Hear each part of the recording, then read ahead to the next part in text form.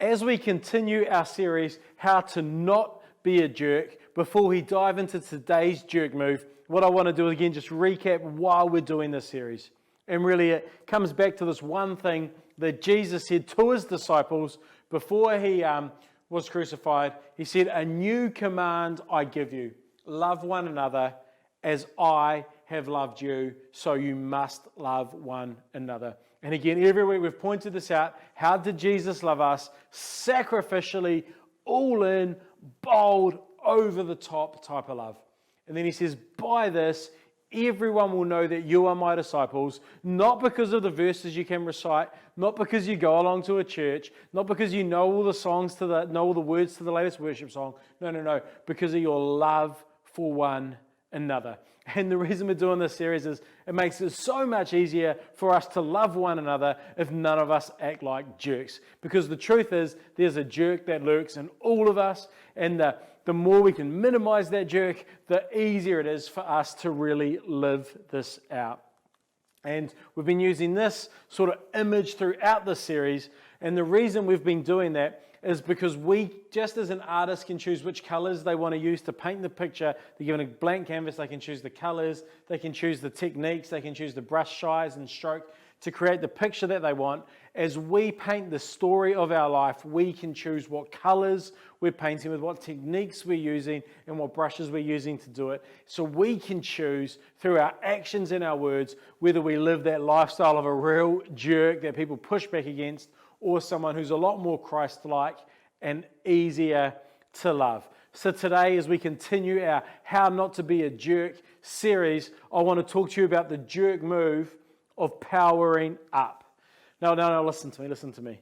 We all know people who behave like this, don't we? We all know that person who we look and think, man, you are such a jerk, because when things get hard or when there's conflict or there's a challenging situation, they power up. They become large and in charge. They're the sort of person who starts yelling to get their way, who uses their power. They might say, "Do you know who I am?" Or "Do you know what I get to do?" Those people that just really power up in situations. And I don't know about you, but man, we tend to label those people a jerk because they're using their power to get what they want.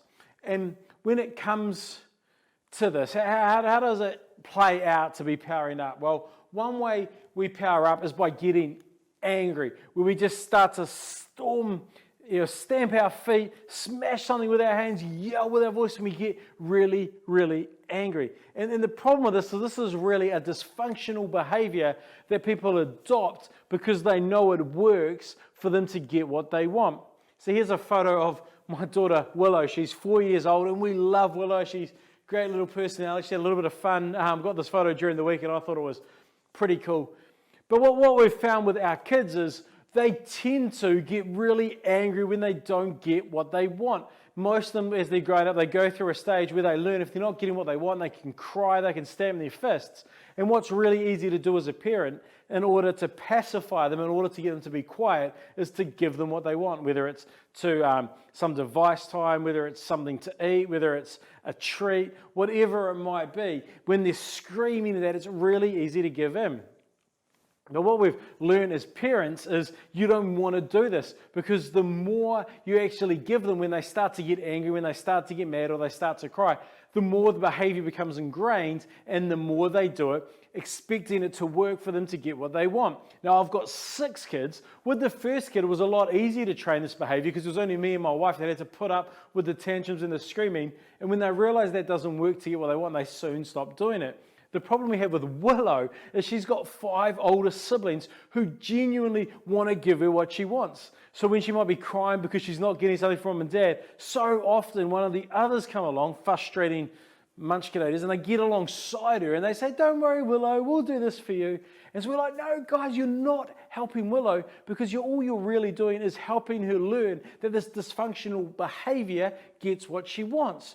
And we can understand it with kids, but the truth is, you know, and I know people that are in their 40s or in their 50s, and this dysfunctional behavior is still very much present. When they're not getting what they want, they power up by getting angry and mad, storming out, doing anything they can because they know, and over time this behavior has been rewarded and they get what they want because they're making such a scene. Do you know we have a name for people that do that? We call them jerks. We don't want to be a jerk who powers up when they get angry. In fact, let's look at what James says about this. James says, understand this, my dear brother and sisters. And honestly, this next verse, we could just leave that up. We don't need to talk too much further because there's so much gold here. He says, you all must be quick to listen, slow to speak, slow to get angry. Wouldn't all of our lives be better if we just did that? If I was quick to listen? Because oftentimes we're quick to speak, aren't we? But he says, no, I want you to turn this around. I want you to be quick to listen, slow to speak, slow to get angry. Come on, so someone might just need to write this, put it up on their fridge, so they're looking at it every day over the next week. Quick to listen, slow to speak, slow to get angry. Quick to listen, slow to speak, slow to get angry. And I love the reality of it, because he doesn't say never get angry. He says, no, there's going to be times to get angry, but let's just try and stretch that out a little bit. Rather than going from nothing to angry really quickly, what if we can stretch that out? Because the truth is there's some times in life where we need to get angry. There's things that are broken. There are things that are bad within our culture. And if we don't get angry about them, then we're never going to make a difference. For instance, we might think of the child poverty rate in New Zealand. And it should cause a bit of anger and frustration in us because there's so many children that are not getting fed. That should make us a little bit angry. We might think about domestic abuse and stuff that's going on in relationships. Again, New Zealand stats are horrific when it comes to this. And so we should be getting angry about this. Or it might be to do with the mental health of people within our nation and the increasing number of people that have got mental health struggles with anxiety or with depression or even suicidal thoughts. That should make us angry because it's not good. And man, it's not good for humanity when this is going on. And so James doesn't say never get angry. He just says, try, see if you can let that candle burn a little bit longer before you get to that point. And I just love the reality of that. So like I said, I think this is great advice. And if people who are powering up, well, no, they need to be quick to listen, slow to speak, slow to get angry. Another way we power up is by bringing up yesterday's offenses. Another way we power up over people around us is we point out what they did yesterday. And the way I really see this play out more is when someone's done something really hurtful or really bad to another person.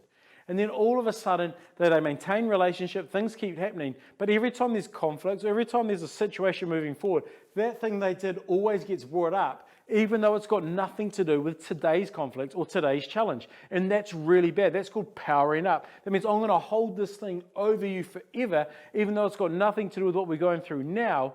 Because you did something yesterday, I'm going to use that to my advantage. I'm going to power up over you, and I'm going to make you feel bad about that thing so I get what I want in this moment at this time.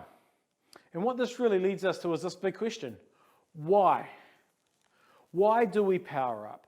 Why is it in our human nature to power up? Why when it comes to kids? Why do they know how to power up? We don't teach our 2-year-olds to cry when they don't get what they want or to get angry when they're not getting what they want in order to get a better response. Like none of us teach our kids that, but they tend to do it. When you think through the amount of maybe bosses or managers that you've had in your life, I'm sure you can think of a few that have probably used this technique of powering up to get what they want. No one ever taught anyone that, but people do it. Oftentimes, we might have found ourselves in a position where we're leading or managing people, and we've always said, I'm not going to do that. But when we find ourselves in that position where we're leading or managing others, we then do the very thing we said we never wanted to do, and that was power up. You might have experienced that as a parent. You've grown up in an environment where your parents always powered up over you, and you say, man, I'm never going to do that when I'm a parent. But then sure enough, when you get kids, you start to power up in the exact same way. So the question I want to ask is, where does this come from? Why do we power up? And the good thing we've got is James actually addresses this really, really well in a letter that he wrote to a group of Christians. James says it this way. He says, what's causing the quarrels and the fights among you? Or what's causing you to power up? And then I love the way James just so simply says things that is so powerful and deep. He says, don't they come from evil desires that are at war within you? It's not because of something that's happening out there or around you. It's because of the evil desires that are coming from within you. And he goes on to explain, he says, you want what you don't have, so you scheme and you kill to get it. You're jealous of what others have, but you can't get it, so you fight and wage war to take it away from them. What James is saying is the reason we power up, the reason that there's this fight and quarreling and we get angry and we power up is because we don't have what we want. Because we're not getting what we want, so we do something in order to get what we want. Now think about it for a moment. See, I want you to think about the last time you just had the urge to power up. The last time you had the urge to get angry and just get over the top of someone or to point out some stupid stuff they've done. And I can almost guarantee it's because you weren't getting what you want. In fact, think about the last time you had a relational conflict, maybe with a partner, maybe with a parent, with kids, or maybe in the workplace. What was at the root of that? Was when we're real honest about it, it's like, I just wasn't getting what I wanted. I wasn't getting what I thought I might deserve. I wasn't getting what I thought might be fair. I wasn't getting the result that I expected, or the words back, or the physical expression that I was looking for back from someone else. And so what did I do? I got mad and I got angry, and it caused the fight and it caused the quarreling and it caused me to power up. The reason I power up and the reason you power up is because we're not getting what we want. In fact, I'd say it this way. I'd say we power up because we're self-seeking, because there's certain things that we want, and when we don't get it, it causes us to power up. And what's interesting about this is this isn't something new. In fact, ever since humanity has been around, this problem has been there. And what I want to take you through is an account where we see this taking place, and Jesus is engaging with his disciples. Now, this account is recorded in the book of Mark, where Mark's really writing out an account of Jesus' life. Most scholars would tell us that Mark's account came probably firsthand through Peter, who walked really closely with Jesus. And so Peter was sort of dictating to Mark about what to write as he was sharing his experiences. And so we're going to go to Mark chapter 10, and then here's our little passage. It says, taking the 12 disciples aside. So I want you to picture this. Jesus has pulled 12 of his disciples, and he's got them round in sort of like a little semicircle, a little group of his 12 disciples. And Jesus brings them together, and he decides he's going to tell them about what's going to happen to him. So listen, Jesus says, we're going to go up to Jerusalem where the Son of Man, and so Jesus, he's got this title. He's saying, I'm the Son of Man, or I'm the Son of God. And what I want you to understand is when we power up, what we often do is we leverage the authority that's been given to us.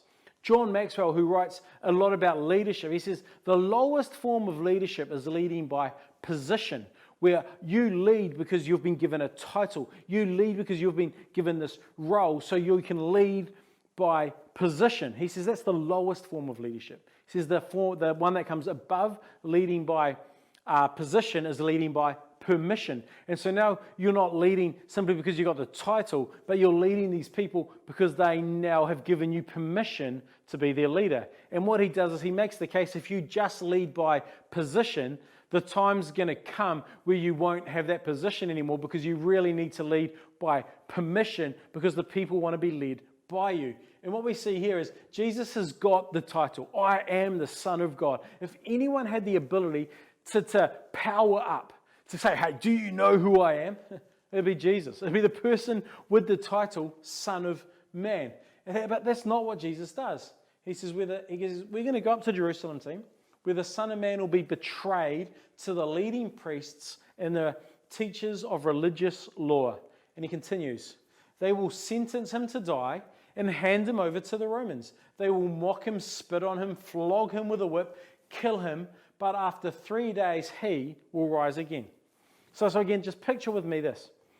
We've got this special moment taking place where Jesus is there with his 12 closest disciples. He's just said to them that we're going to go to Jerusalem, and I'm going to be taken, and I'm going to be beaten, and I'm going to be flogged, and I'm going to be killed. Imagine just what the emotional vibe in that sort of semicircle, in that sort of space is at the time. And then Jesus says, but don't worry, because 3 days afterwards, I'm going to come back to life. So he's really speaking like he's being very vulnerable, very open, letting them in on the fact that he's going to go through some real horrendous stuff. That's what's going to come up.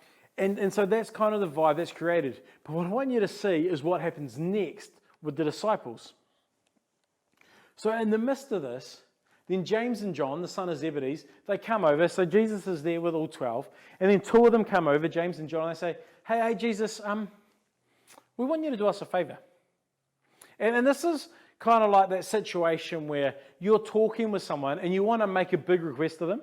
But rather than telling them what the request is, you say, hey, if I ask you to do something, do you think you'll do it? Well, you're just trying to sound them out. You're hoping that they'll give you like the yeah, I'm keen. So then you can drop the big thing on them and it's too late for them to back out. So they go, Jesus, we want you to do us a favor. And so Jesus then says, well, what is your request? James and John reply, when you sit on your glorious throne. And I wonder if Jesus is thinking, did you not listen to what I just said? I'm about to go and get mocked. I'm about to go and get beaten, whipped, crucified. And you're talking about this glorious throne. But when you get there, Jesus, we want to sit in place of honor next to you. One on your right, one on the left. This is what they're saying. Jesus, we get that you're the big dog. We get that you're the one that's in the front. You're the one that's at the center. But when you're in this kingdom, can we be the ones on the left and the right? Can we be numbers 1 and 2 in this new order?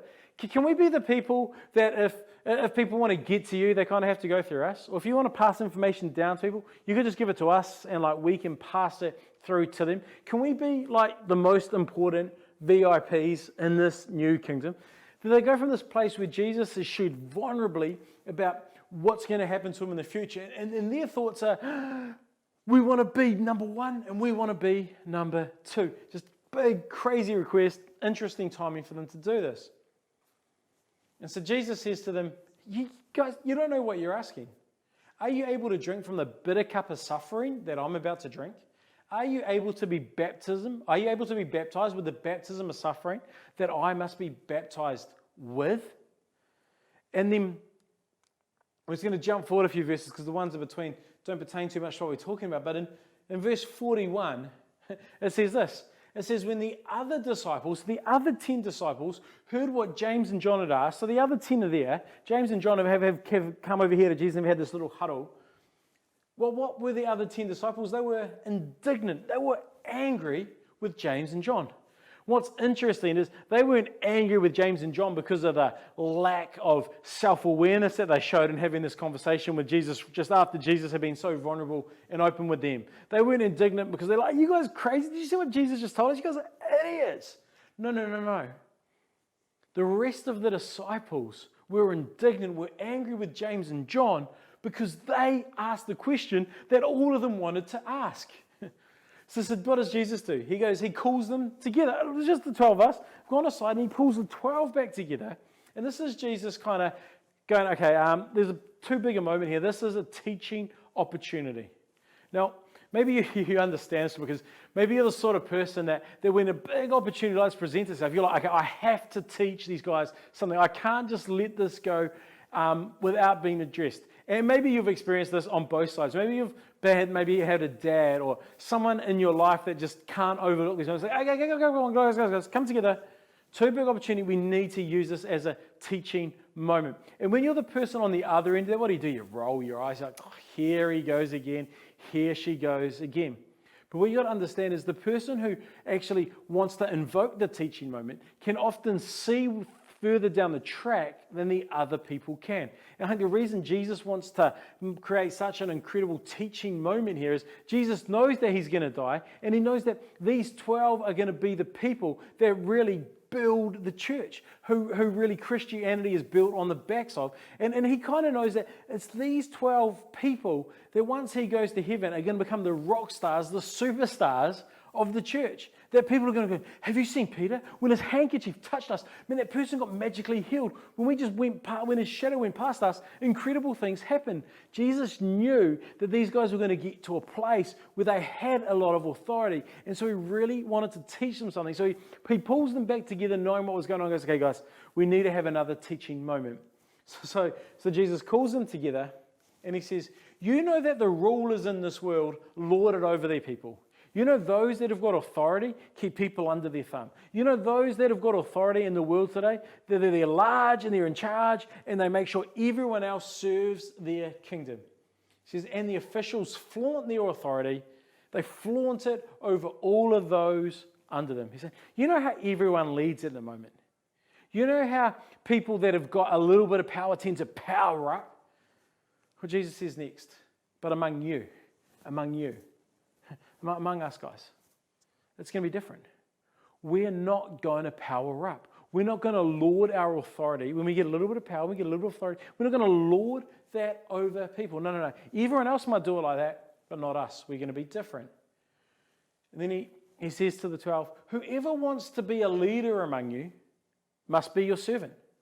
And whoever wants to be first, and I wonder if at this stage, John's thinking in his head, yeah, I was pretty keen on that. That thought's definitely crossed my mind.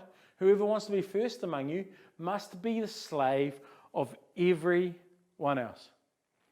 And the disciples sitting there going, what are you talking about, Jesus? Like, are you saying if I've got authority, I can't use that authority to get people to serve me, I've got to be a slave to them? That's upside down thinking. That's the wrong way around. She say, yeah, that's exactly what I mean.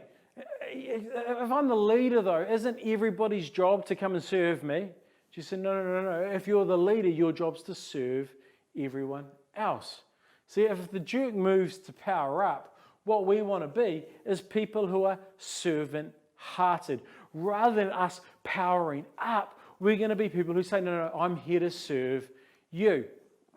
And this is so powerful, and this is so profound, and this is where if we can just really let this teaching change us and transform us, powerful things will happen. Because Jesus says it's so easy for people that have got power to use that power to get people to serve them, but rather than us being people who use our power to get people to serve us, we're going to use our power to serve others. And that's what's going to make us great. That's what's going to make us most valuable. That's what's going to make the biggest difference in the world. And so let me ask you a question. When it comes to relationships, where you've got power, where you've got authority, are you willing to use your power and your authority to lift up those that you're leading, to lift up those that you should be you are responsible for, or are you asking them to elevate you? Are you trying to build them up, or are you asking them to build your kingdom? Because if we're going to be like Christ, if we're going to live in a way that's like him, and we're not going to paint ourselves with those jerk paintbrushes, we're going to be servants first. We're not going to ask people to do something for us. We're going to ask how we can help them. Rather than saying, your job's to build my kingdom, we're going to say, how can I help you build yours? I've quoted Zig Ziglar a bit in this series, but I love the way he says this. Zig Ziglar says, if you help enough other people do what they want to do, you'll be able to do everything you want to do and more. We don't want to spend all our time focusing on getting other people to serve us. No. If we really want to be great in the kingdom of God, if we really want to be great, and if we really want to be that leader, we need to serve others first. So think about this. And in your family, how would this play out in your family? In your family, maybe you've got power. Maybe you're the parent in this situation. What does it look like for you to serve them? Let's look at this in a workplace setting. Now, maybe you're a manager, you're a leader, you lead a team, you manage people. What would it look like for you to go and meet with the people that you're leading this week and just down and go, hey, how can I help you? How can I serve you? Because in that situation, you've got the power. Because if they don't serve you, you can stop paying them. And so you've got quite a bit of leverage. But what would it look like for you to intentionally come circle that round back and go, hey, how can I serve you? How can I help you? And what Jesus isn't saying here is that there's no need for leadership. The New Testament is very clear. There needs to be leaders that make decisions. That their resources need to be pulled together. Clarity needs to be given. They need to identify what the key things to be working on, and people can go and do that. And there needs to be a leader that makes those decisions and stuff like that 100%. But how we go about doing that isn't pointing fingers and telling people and lording it over them. It's going, how can I help you? If I'm the leader, my success is determined by your success. So if I make you successful, I'm going to be successful. And what's so interesting is the way that culture's shifted in this way. In fact, there's so many books that are written and so many people that are teaching leadership that talk about servant leadership. Well, the crazy thing is that's exactly what Jesus taught, but Jesus also modeled, and now it's becoming popular. It's incredible how much is in the New Testament that works. And before I continue, let me just say this here. Man, you need to watch next week. Next week, we're going to wrap up this series. And I'll tell you what, when we wrap this up, you're going to be looking and going, wow, the New Testament is incredible. The way that it weaves itself together, I promise you, you don't want to miss next week. But what we're seeing here is the way the New Testament's teachings is so profound and so powerful that even secular universities, secular leadership courses are saying, hey, the way to really succeed as a leader is to serve those that you're leading.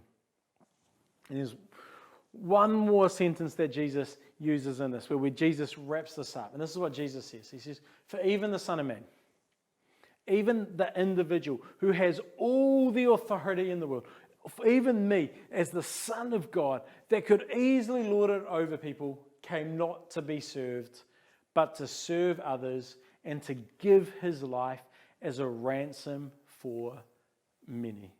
See, Jesus teaches this and Jesus models this, and then he calls us to do likewise. See, what we've got to say is, hey, I came not so everyone could serve me, but so I could serve them. And I promise you, if you and I take this on board and we let this play out in our workplaces, we let this play out in our families, we let this play out in our friendships, and listen, if we let this play out in our church, imagine what would take place. Imagine if we, as a community of people, said, no, my job isn't to be served, but my job is to serve. Imagine the bright light that we would be. I think if we all adopt that attitude, man, I'm here to serve and not be served, that people really would look on and say, like, man, there's something different about that group of people. They must know God, because their ability to love one another, instead of asking everyone else to serve them, they're willing to serve others, just blows our minds. And do you know what I think would happen in that situation? People would be compelled to come in. People would go, what drives them? What makes them do that? I want to be part of a community like that. And do you know what they'll discover? The reason we're like that is because there was a God who modeled that to us. And maybe, just maybe, as they start to look into that, they'll discover that God isn't just our God, but he can be their God too. I think this is how we really outwork what Jesus says, hey, I new command I give you, love one another. As I have loved you, so you must love one another. And by this, people will know that you are my disciples. So hey, if we're not going to be a jerk, if we're not going to power up, let's choose to be people who serve those that are around us. Let's be that sort of leader. Let's be that sort of person. And the incredible thing about what Jesus teaches in this space is you don't need a position to become great. You don't need a title to be a leader, because any of us can just start to choose to serve those that are around us. And as we start to serve him and her and him and her and them and that group of people, do you know what will happen? Is all of a sudden we'll start to find ourselves that people, or we'll start to find that people are looking to us as a leader, not because we've got a title, but because we've served them so well. And that's the beauty of it. So I want to challenge you. I want to encourage you to take a couple of moments right now. We're going to play a really nice song. We're going to encourage you just to relax during the song, take a couple of deep breaths, and maybe just say, okay, God, what would it look like for me to serve those around me? What can I do?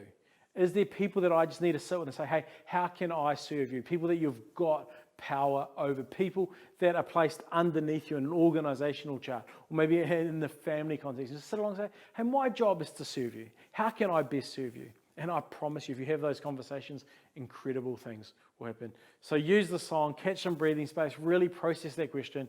I'll come back because I'd love to pray for you.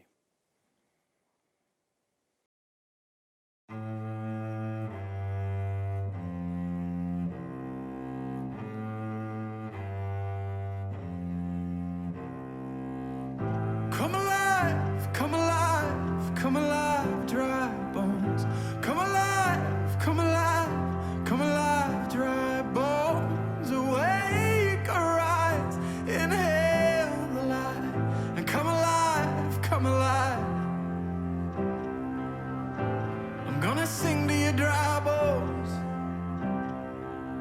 until you're covered in light, and the valleys bloom like a rosebud in the light.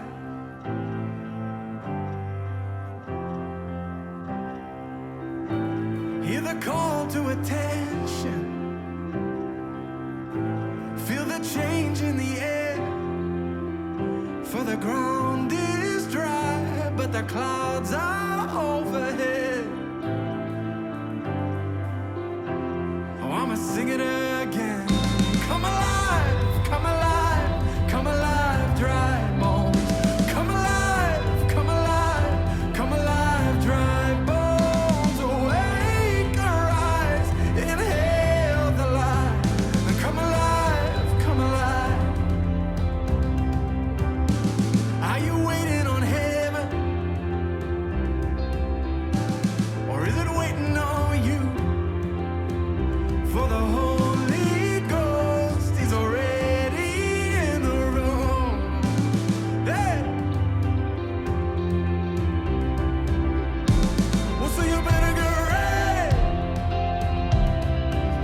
'cause who knows what he'll do. And when the four winds blow, there's a breakthrough breaking through.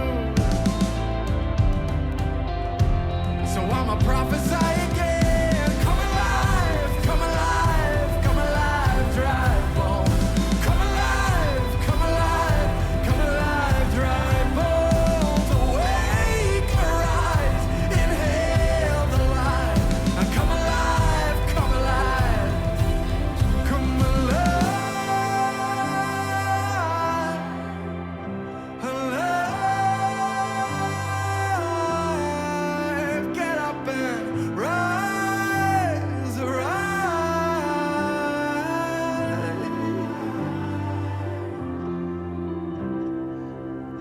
Leave those shackles in the grave now and dance like you were young. Oh, you do not have to live in chains now. There's a key within your song. So leave the past where it belongs, child, and take a leap into the light. Come find the freedom you were born for. I'ma tell that soul to rise, arise, arise,